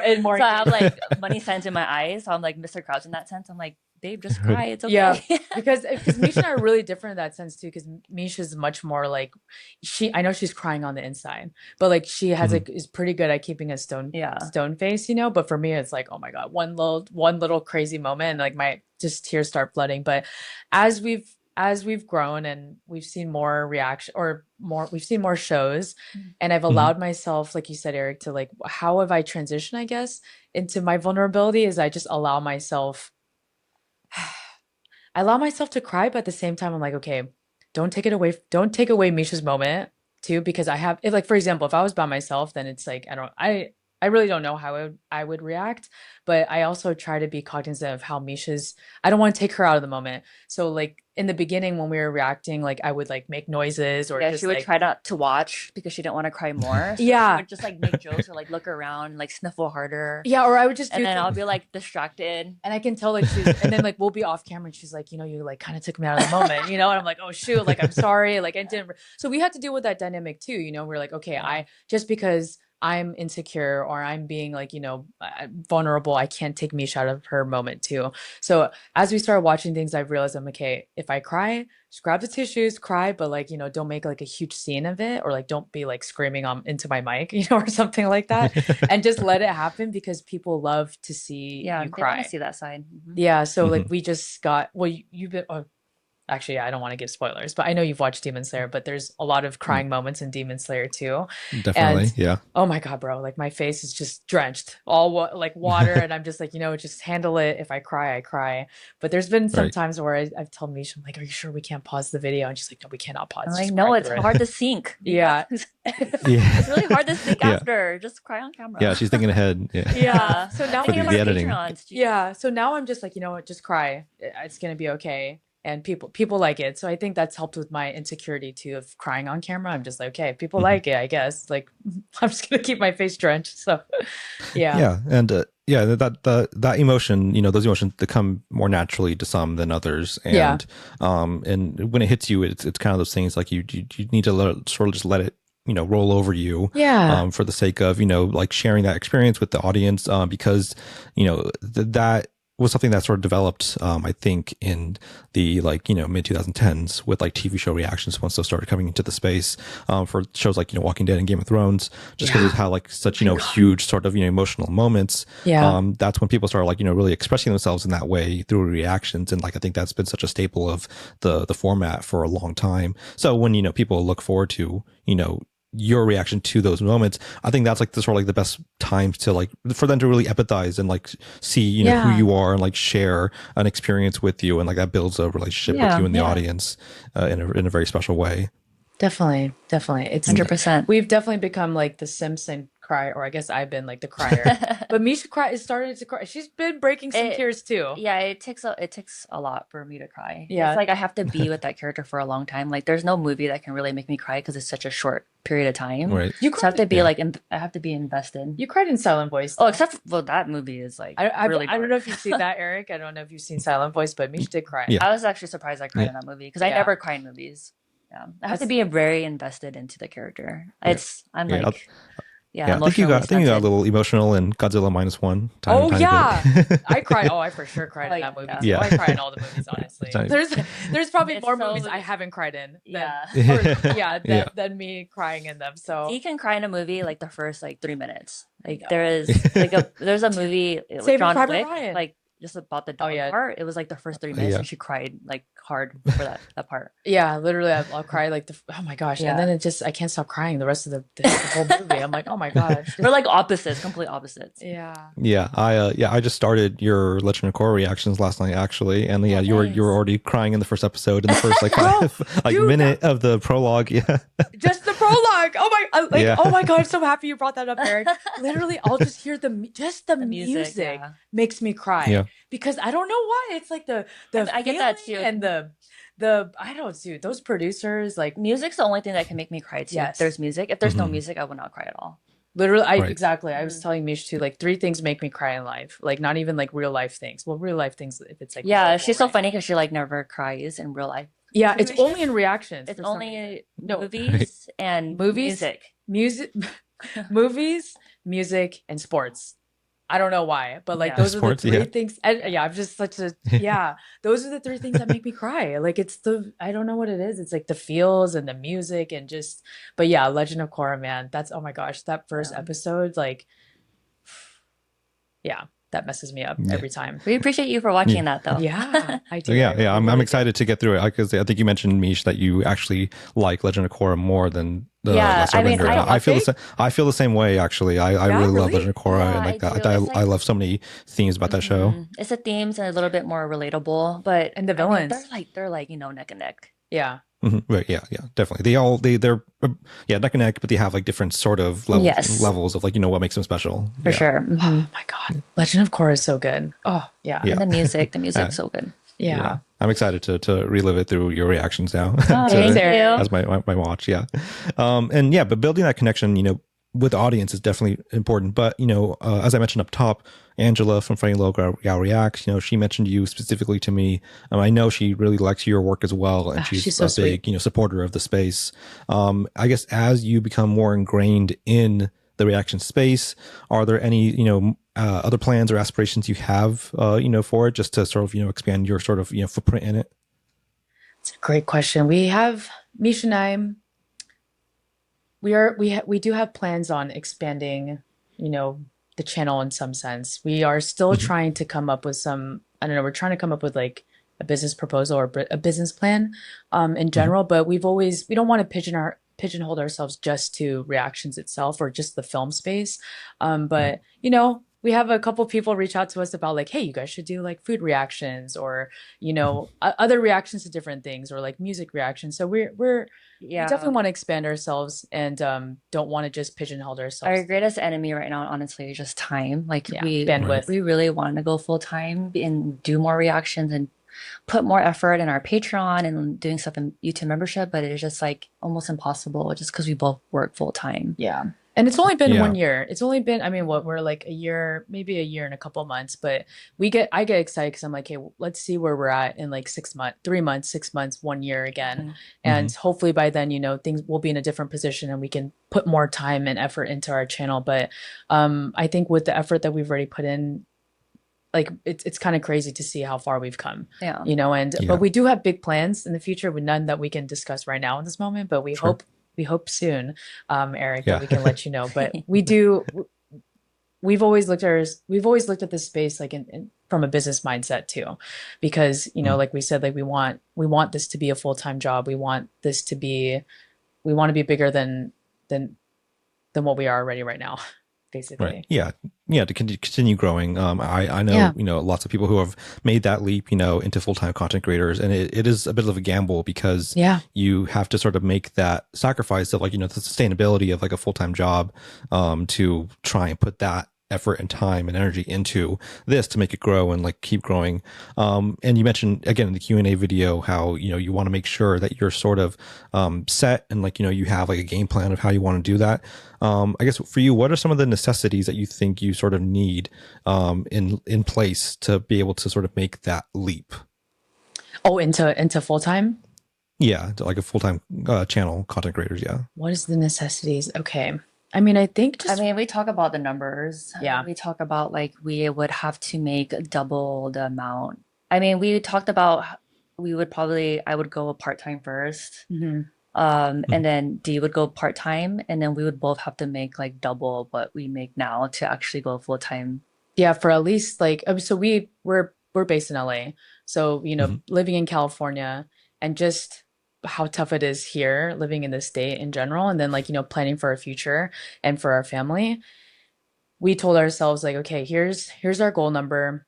We have to sustain that number, you know, like 3x for like at least 3 to 6 months. And if we can like sustain that number and it's consistent and we have like multiple streams of income, then like we can have that discussion of like, okay, this is how we're going to start transitioning more into like a full-time content creator mode. But yeah, like as Meesh said, I'm much more flexible with my job right now because I work fully remote. And then Meesh has to go into the office every single day. So I think our first goal is getting her to be more part-time, and then I can still work my full-time job because I have so much more flexibility. Everything's pretty manageable right now just because I'll work after work, but then at least Dee, when she's working from home, she can still work on the channel at the same time. Yeah, exactly. Like handle a little bit of both, you know, but I actually had a quick question for you too, Eric, and this was just, if you don't mind, like, you know, please. Yeah. You are a student of the reaction space, right? And you've been in here, you've been in this space for a minute. Where do you see reaction, like the space in the long term? Like, where do you see it in the next like 5 to 10 years? Do you see like AI taking over? Do you think this is just a trend? Like, do you think copyright? I mean, there's just so many things I want to know, but I just want to ask like a student of the game and what your personal take on in this space is. Sure. Yeah. The concern about the longevity of the space has definitely been something that's been brought up for several years, you know, since its inception. I spoke with Nikki and Steven, another great channel, about it. And, you know, Steven mentioned how, yes, he, like you said, having multiple sources of income is kind of what they want. They do streaming, they do, you know, like, again, like Discord stuff, they do memberships, because the reaction format is not, you know, on solid foundation. It could change any day. You know, copyright law could change. The YouTube, you know, system could change. Their standards can change, especially retroactively. You know, YouTube makes a change sometimes to their standards, and then it gets put on your past videos. Correct. So those videos then go down and stuff. So it can be a little shaky for sure. But I've also seen some great, strides in terms of the studios starting to understand the format more. I know certain channels who are getting now like screeners, like press screeners, to be able to watch the episodes ahead of time, and then knowing the studio knows that they were going to be doing reactions, so that way they can get them in time and have those edited and done by the time the episode airs, so they can get those out. No wonder. Yeah, so it's part of like the process. And I know your boy Roshi, another great anime channel, they got invited out to Japan by Yueisha, who owns Jujutsu Kaisen, to go to an event for like a phone. I forgot what the company is, but like a phone screen Caseify. That's what it's called. Jujutsu Kaisen tie-in, and they got invited out. And like you said, with anime, the studios out there are very, very strict about reaction videos. So they had to like personally approve them to come out for that event. So they knew what they were doing. They know what their channel is about, and they still approved them to come out and be part of the event. So that is so like cool. That, I love seeing, people recognize the space more. Like again, another example of the normies, I did a Sonic 3 reaction edit for them, and they got a care package from Paramount, Paramount is like, we love your videos. Please keep up the good work. So yeah, so those bridges are starting to be built, between, I think, studios and some of the creators. Yeah, as long as, like you said, there's, goodwill to it, there's like transformative nature, and like, like they're building off like, their own personality of like how they're interacting with the material. It's not just showing the material and like building off of that. It's like, you gotta let the audience know who you are as people. And that's sort of like, I think hopefully what the future can continue to build. My one concern, because you mentioned AI, my one concern is that YouTube, at some point might implement an AI detection system, which will make the edits a lot harder to get by. So like copyright again, like more strikes, like the auto detection. Yeah, so that would be my concern with the next couple of years, I think. Yeah. You bring up such a good point too, with like studios finally realizing, like, because to us, like from a content creator perspective, right? Like this is it can be a win-win situation, right? Where, hey, we're trying to bring our own community. It's almost like an affiliate type of thing, right? Like we're bringing our community to see your film, and we're giving our flavor, our take on it. Like either we're hyping it up or not. Either way, you're getting the engagement, and more people want to watch the actual film, right? So if they're like, oh, I've never even heard of Demon Slayer before, which obviously that's like probably no one, but if they see our reaction to it, they're like, oh, well, maybe I need to buy a Netflix account, maybe I need to buy a subscription or Crunchyroll so I can watch the actual full show, XYZ. And so from our perspective, I do think that there's longevity in this space. And like you said, it does get a little scary with copyright stuff, but it's helpful to know, like you said, that there are studios that are trying to work with content creators and, trying to build this space, because I think content creators we are the next I don't want to, this sounds corny. I don't want to say celebrities, but we are like the next ones, because people aren't trying to hire celebrities anymore. They're trying to hire micro influencers and macro influencers, because we have bigger communities and much more like authenticity than just celebrities. It's more relatable. It's like, I think a lot of like, even like the NBA, they don't really get sponsors from celebrities anymore. They do everyday content creators. So they just invite them to the games and they're just, promoting it that way. And I think, like Dee said, I think that's the next wave when it comes to sponsorships and just marketing. Yeah, it's a big part of what we cover here at Passionfruit for really cool. our larger companies, just like the sort of content creation space and labor issues about what goes into that, because the online creator space is still really in its infancy compared to other mediums like television and film. We're still figuring out that it's really still a wild west of standards and practices and making sure everyone's taken care of from top to bottom, and so when larger corporations are starting to utilize the impact and influence of a content creation space, we just want to make sure that we could sort of keep a watchdog eye on that to make sure that no one's being taken advantage of, right? People are being held accountable for any missteps that they might have, whether it be a studio or an individual in terms of how they take their work. So yeah, it's a big thing to sort of consider, because like you said, it is an important part of the future of how entertainment evolves and how people interact with entertainment, and for the reaction space in general. I particularly love working in this space just because of how cynical and how weaponized some spaces of the internet can be. The reaction space for me harkens back to what a lot of what YouTube was envisioned as, which is just being able to connect with new types of people over shared interests, you know, and movies and television and storytelling being some of the oldest interests that we can share with each other, I think is part of like what makes this whole space really beautiful, because it opens us up to each other. 100%, yeah. I love like that, the phrasing that you just said, where bringing in a community with shared interests, like that is literally our motto. Like I feel like that's what we want to do, is just bring in as many people as we can with the same love and shared interests and the things that we like, you know, and like try to keep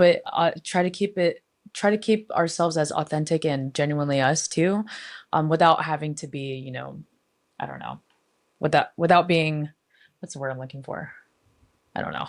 But I love what you just said, Eric, and like that resonates with us a lot, and I really think that's like our motto of our channel too. Yeah, absolutely. Yeah. And that's, I think, some of the best channels have, you know, why they thrive is just that open-mindedness that it invites, you know, to amongst everyone, to hear each other's thoughts. And, especially in a space where, like, you know, a lot of people don't like to listen to each other these days online. Yeah. So yeah, I really love the space for that.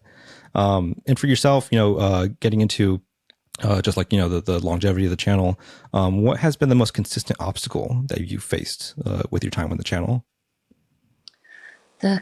It's the copyright stuff, stuff, and like the timing. The copyright stuff has been like a nightmare since the beginning. When we first started the channel, I was the one that was editing everything and just learning about how to even pass copyright. I remember like I would stay up till like 5 a.m. Would edit a video, and this is like, I don't know anything about tech and the editing software at all.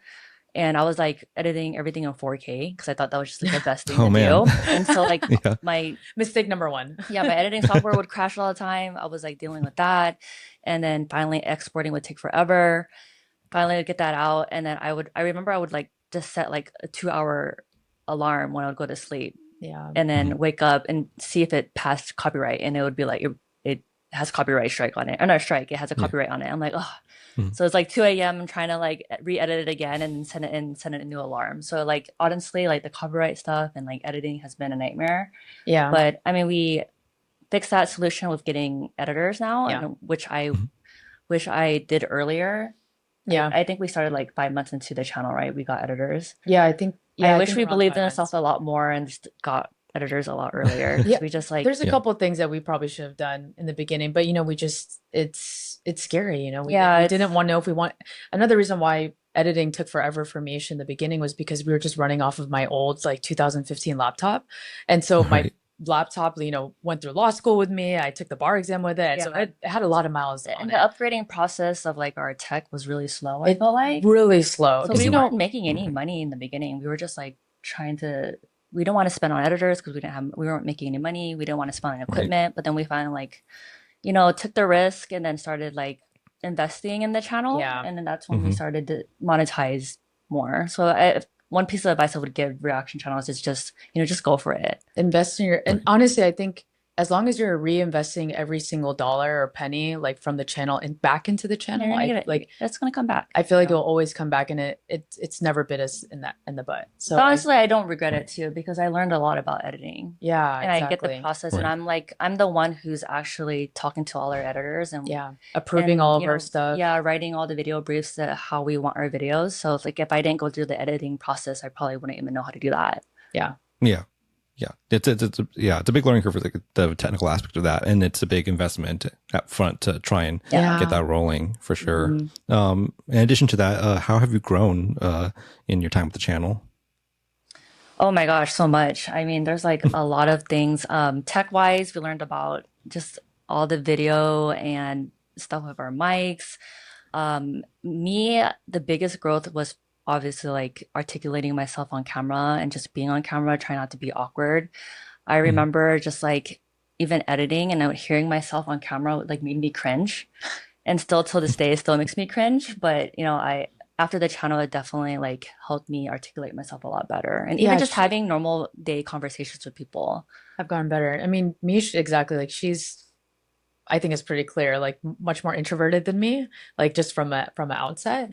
And I think like seeing her just from the beginning of the channel to where we're at now, like it's been such a cool ride to see you like really like transform yourself and take yourself out of your comfort zone and, you know, being comfortable in front of the mic. And, you know, it's so cool to see your partner going through that, you know, with me too. So I think that's doing it together. Like we learned so many things. Like it's been a crazy journey. Like we're always learning something different. And it's weird because it's like, yeah, we're both in like a professional, in our professional careers, but I feel like we learned a lot more or like this crazy skills and within a year than our own like careers. Oh, for sure. I feel like, yeah, just like, I mean, you don't really have a choice. You're like, okay, either you figure it out or you don't. You know? It's not like we have no one's training us. Yeah, there's no course. Like, yeah, there's just figuring things out together. Exactly. That's what made our relationship stronger. I feel like honestly, like to even answer your question too, Eric, like probably the most transformative thing for me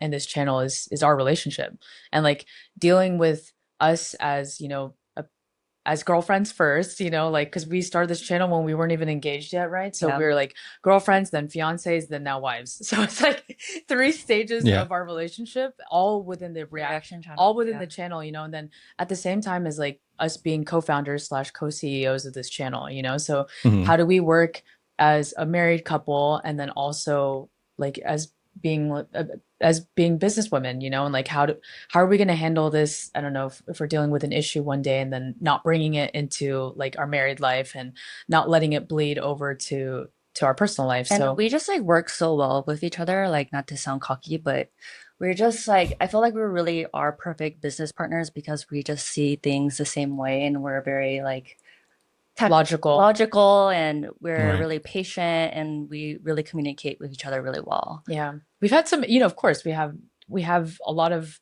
like bicker. We'll have like quarrelings and just like things where we're like, okay, I made a mistake here. Like, let's just not have that happen. Actually, we just made like 2 really big mistakes like the past 2 days. And we're just like, whatever.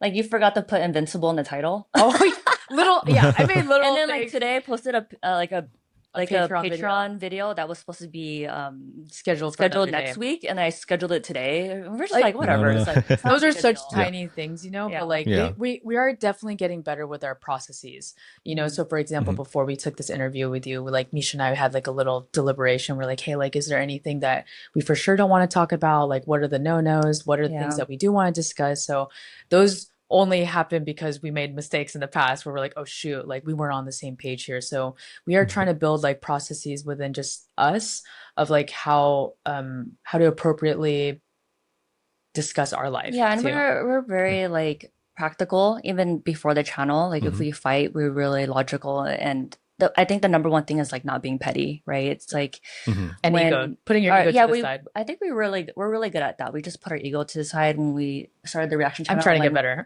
No, she's really good too. Like if there's something that we're arguing about, we just get over it. Honestly, we don't really fight. There's no time and we don't try to up one or like like backstab each other. Like we're really mature in that way. So I think that's why we find success in the reaction channel, and that's why we do well.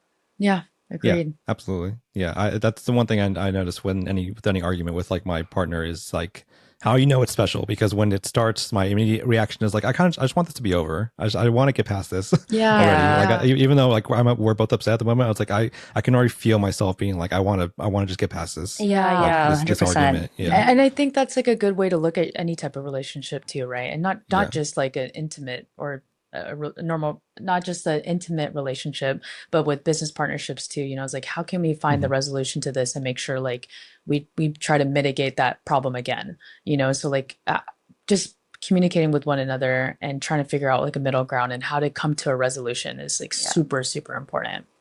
Absolutely. Yeah. I guess the final question we have before the questionnaire is what is the most rewarding aspect of the channel for you? Honestly, creating our community. Yeah, facts. Oh, I'm so happy you said that. Yeah. Same brain, man. Because I was like looking at her and I was like, because we just talked about this the other day too. We love our Discord people. We love our community. Like, I don't know if we're the only ones that really like talk to our community every single day. And we're like we spend more time with our community than like our real life friends.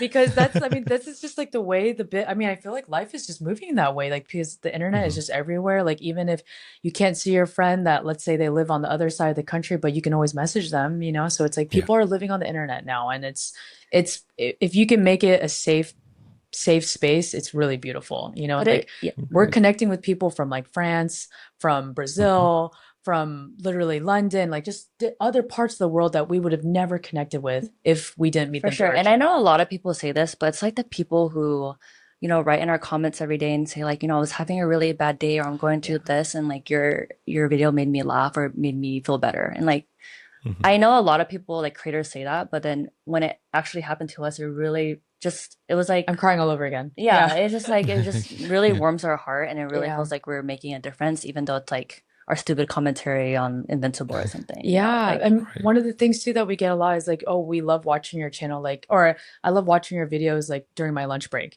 you know, because it's so dope just to see like normal day, like everyday people are just clicking on our videos and just get to spend time with us or get to spend time with our community, you know, and get to have people that just feel the same way as you know. And I think that's what anyone wants, right? Is just to feel part of something.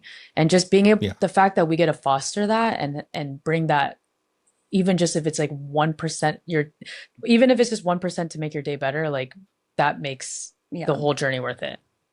Exactly. Yeah. It's easy to trivialize the work, but I think, like I said before, in a world where everything is starting to get a bit more divisive, I think this work is really important in bringing people together, and to understand interests, and also meeting each other through different lenses of like, you know, lifestyles and like cultures and stuff like that. So Definitely. I really appreciate the work that you and everyone do. We do have our final questionnaire, which is 10 questions down the line. Okay. Again, in your studious nature, you asked for them ahead of time, which is very smart. Thank you, Eric. Which I went by really quick, so yeah, get through them. The first question is, what is your favorite TV show of all time? Wait, on the channel or just in general? In general. In general, I'm gonna say Arcane. Oh, I knew you were gonna say that. I'm gonna say Arcane. I knew she was gonna say that. Yeah. Okay. But Avatar series is up there, like yeah, for sure. I think I'm gonna have to say Avatar too. Arcane is right there with me too, but I think I'll say Avatar because I think it like literally changed my life. Like changed my life in the sense of like the channel and the way I view animation and just having respect for it and just the. We can't even pick one. It has to be Avatar. And yeah, it's Avatar. Arcane. I can't pick one because I watched Avatar since it came out, like since I was younger. Yeah.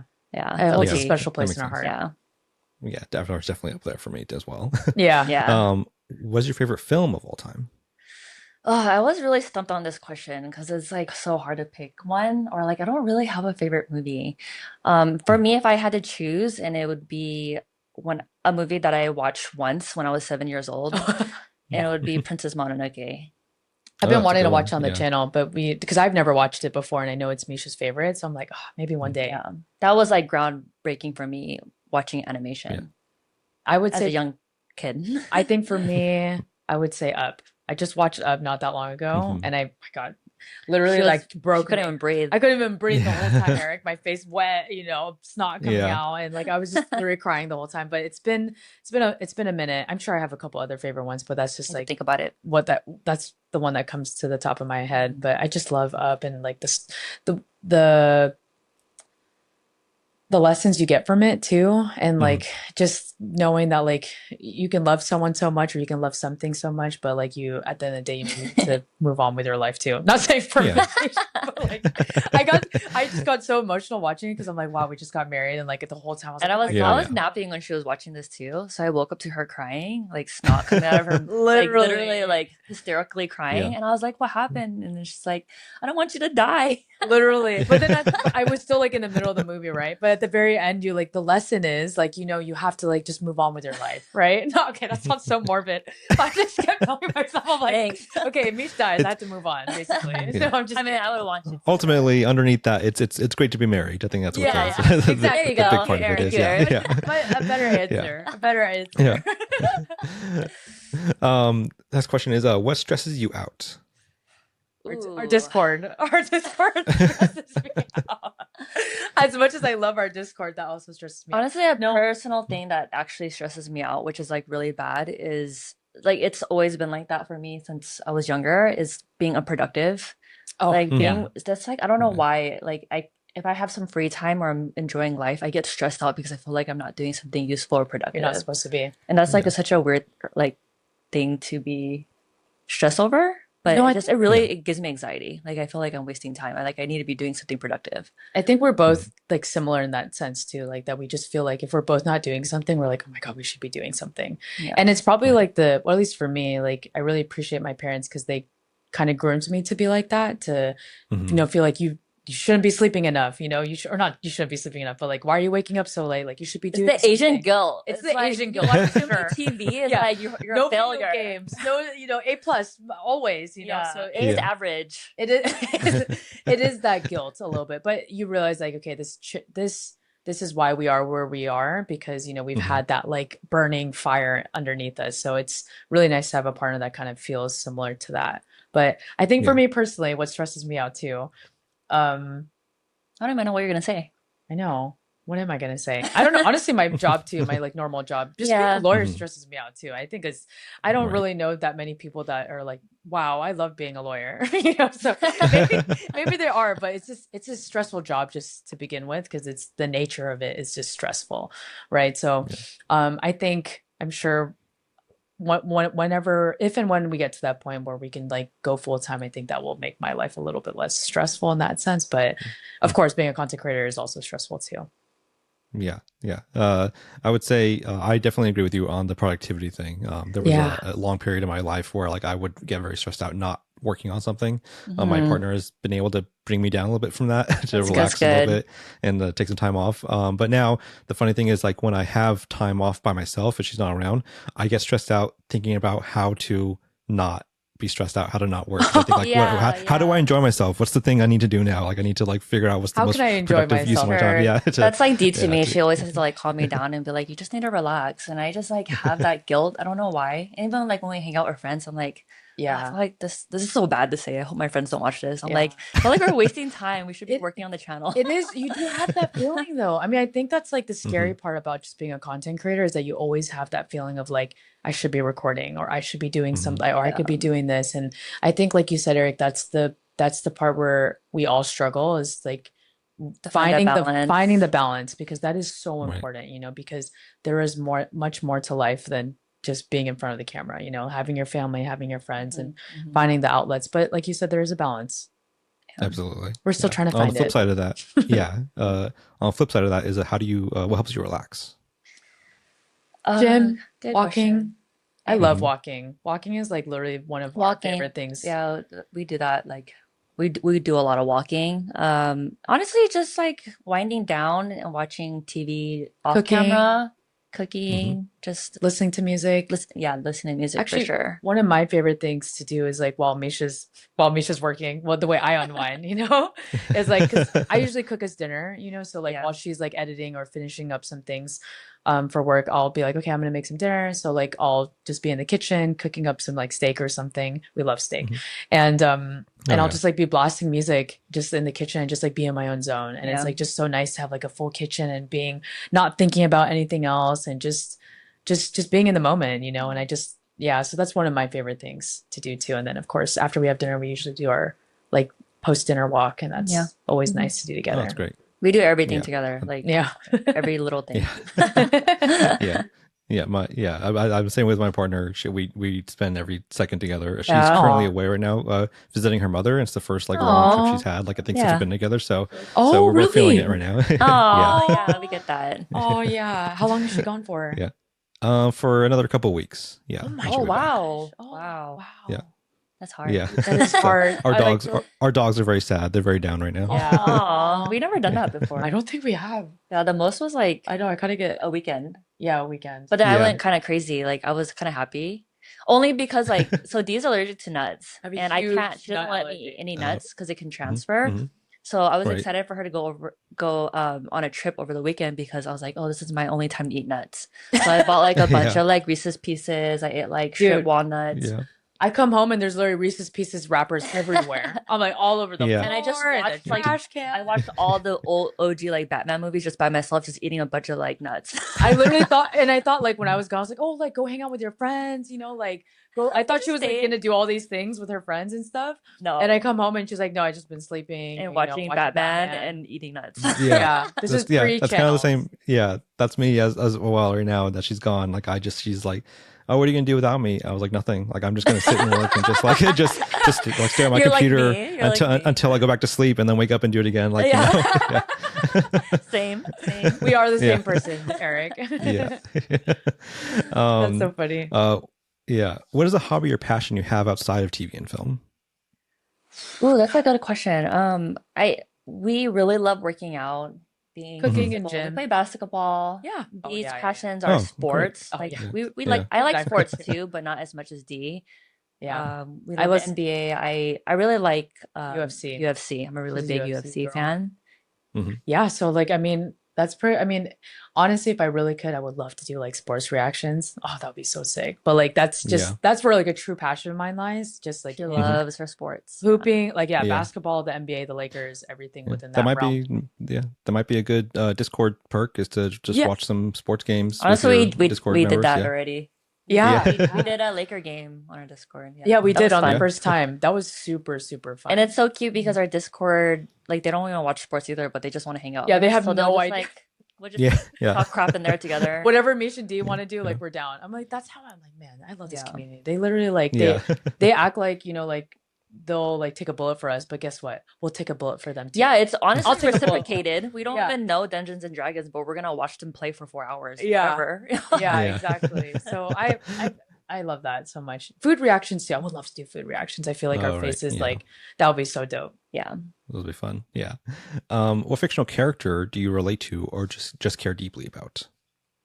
I have to really think about like who I relate to the most. I have to think about it. I can't really think about it on top of my head, but who I care for the most, I would have to say Korra from Avatar and like Vi and Jinx from Arcane. That's like Oh, what great. comes up. Right. Great choices. I would say And if I'm pick- Zuko, sorry. Oh, I love Zuko too. If I have to Zuko, pick yeah. someone from Zuko, sorry. Zuko's coming out with everyone. Zuko and Iroh's like relationship like really always makes me cry. Like I just love their Mhm. relationship. I love that Like, that too. really like touches my heart. And it's so funny because all the characters that you pick, I pick all their partners, or like because, and I feel like that's how like balanced we are. Like you pick Korra, right? Yeah. And I love Asami. Oh, Like yeah. I love Asami so much. I would literally die for her. So I love Asami, and I also love Caitlyn, and who's like the counterpart of Vi too. And I love those Right. characters so much. I think it's because besides the fact that they're just beautiful, Yeah. but like their personalities, I love how they're very posh and like elegant, but at the same time like hard and gritty and like willing to get like their hands dirty and like do whatever it is for their partner. Like they're just down. I love down girls. I love that. So Yeah, honestly, I never really had like a role model growing up because I was just like here and there. But if I would say a role model, it would be Uncle Iroh. oh yeah, Yeah. For sure. Yeah. Like growing up, Uncle Iroh was like love the Uncle goat. Iroh. Yeah, Yeah, He's he's the man. He's the definitely goat. one of the best. I think one of the best characters in Best TV like character history, ever. honestly. my Yeah. God, I love Yeah. him. love him so much. What is your guilty pleasure show or film? Okay. I laugh because right now we're watching such a crazy show right now. So And we blame our Discord members again for this. 1000%. Eric, you You watch anime? Do you watch anime? Oh, Right? you Yeah. watch Demon Slayer. Yeah, Yeah. yeah. Have you heard of Food Wars? Yeah, I do know Food Wars. Yeah. Yeah. Just that reaction. Eric, why did you laugh so hard? Just that reaction.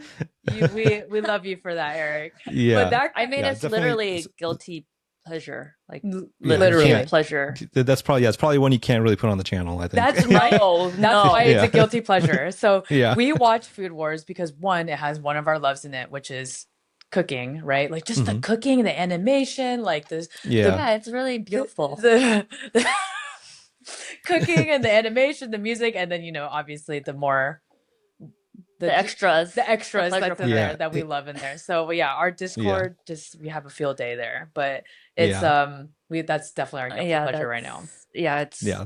yeah. Great show. That's a great one. A plus. Yeah, that's A plus show. it's a very fun show, I mean, for like, sure. yeah, that's pretty. We don't really have any other guilty pleasures that we really watch. Oh, there was a Yeah. show that we were really crazy about. Which one? Tell Me Lies. I just thought was kind of embarrassing that we watched that, but we couldn't That's a good stop one. watching. It's a horrible show. It's a but horrible it's a show. great show. It's like it's about drama. it's about like relationships. the most toxic show I've ever seen. It's on Hulu. we can't stop watching. It's called Tell Me Lies, but it's so crazy and cringe and toxic, but you can't stop watching. Yeah. We don't even like those type of shows too. Yeah, It's but like, we couldn't stop watching. It's like all That's the how they girls get watch you. it. It's like a really girly show. Yeah. Yeah. Well, I've found that when from a lot of reactors say reality TV is their guilty pleasure because I guess because it's so different from narrative storytelling. Like your brain could just like turn off and not have to like engage with it. You don't have to think as intensively like as a narrative, you know. So I think that's why Love we Is Blind, were like so glued to it, because we weren't used to watching something that we had to analyze every second. So we were just like, and it's like so crazy too. Yeah. But. I don't know. Exactly. I mean, Food Wars were pretty analytical. Food Wars is great. Yeah. Pretty analytical for research. But you know, Tell Me Lies. Yeah, Tell Me Lies like is definitely like, you know, a guilty pleasure. You just turn off your brain. Yeah, turn off your brain. Mm-hmm. Right. What show or film gave you your favorite reaction experience with the channel? Ooh. Arcane. 1000%. Yeah, Arcane is like every answer. Yeah. Arcane is different from Outla, that's why, because I feel like Arcane, the second season, we got to watch with everyone live and just experiencing it. Yeah. And then we also had our Discord at the same time. We just launched our Discord right when season 2 came out. So it was like, hey guys, because all the episodes would come out Friday, right? And we wouldn't record until Saturday the next day because it would come out Friday at midnight. And there was just, at the time, there was no way our bandwidth would allow us to watch at midnight. So we would tell our Discord, like, hey guys, like, here's like the spoiler tea. You guys can talk about it here, but do not like spoil Meesh and I because we're not recording until the next day. So I thought it was really cool with our fan base to like, you know, be in real time and talking to them. And then while we're watching and filming and posting, you know, so. Yeah, and because we had the League of Legends lore too as backup, or like not backup, like we had that knowledge, like it made it that much more fun. And then having the Discord, watch it live. And then after we watched the show, we would watch it again with our Discord members together. Yeah, we did a watch along. Yeah, live watch was like a really fun reaction. And even like honestly, like Vox Machina was really up there too. Yeah. Because I feel like Vox Machina was really small. I think not many people were reacting to it. And then we brought in a huge community, which we love. Like they're like as raunchy as us, and that's crazy. Yeah. So that was a really fun experience too. Yeah. Yeah. It's like making your own water cooler sort of area to talk with them after the fact. Yeah.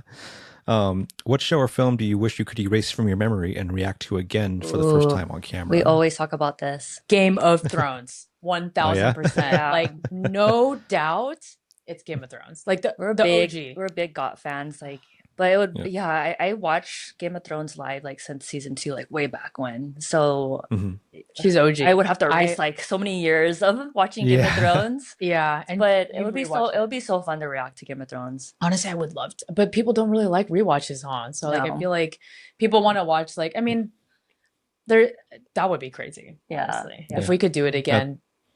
I know Dee wanted to do Lord of the Rings. But that's another one too. But she watched it, but I like didn't. I don't know. I don't really like. Dee's more of like a Lord of the Rings fan, so I'm not really like into it that much. But I would rather do Game of Thrones 1000%. Yeah, again, that's very similar to me and my partner. Like we're both Game of Thrones fans, House of the Dragon fans, but she's like Lord of the Rings. Like I don't know. Oh yeah, she loves Lord of the Rings. Oh, it's almost like I can say every single line from like the first 2 movies, like Return of the King too, probably, but like the first 2. Oh my god, to the 2 Tower. Bro, it's so funny because I'm like a bigger nerd than Dee, but she like really loves Lord of the Rings. I don't know why I can't get into it. It's like me and my family. Like, it was.